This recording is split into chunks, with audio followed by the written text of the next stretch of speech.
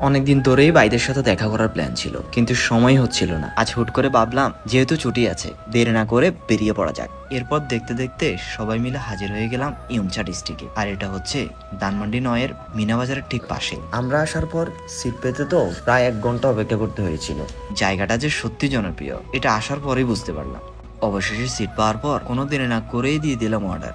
আমরা নিয়েছিলাম chicken নানবান, কিচমি chicken আর সাথে এগ ফ্রাইড রাইস। এরপর খাবার আসতেই একটু শট নিয়ে শুরু করলাম খাওয়া। সত্যি কথা বলতে ক্ষুধা তো ছিলই, কিন্তু খাবারের স্বাদ এমন ছিল যে ক্ষুধা না থাকলেও খেয়ে ফেলা যেত। এটা হচ্ছে চিকেন নানবান, উপরে গলানো চিজে ঢাকা কোরিয়ান স্টাইল ফ্রাইড রাইস।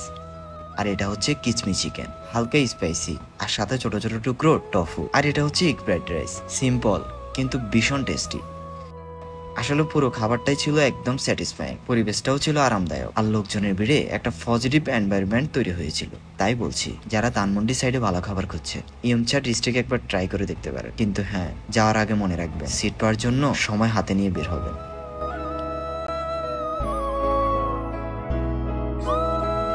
আজকের ভিডিওটা এখানেই শেষ করছি। দেখা হবে নতুন কোনো জায়গায় নতুন কোনো স্বাদ নিয়ে। ততদিন ভালো থাকবেন, সুস্থ থাকবেন। আল্লাহ হাফেজ।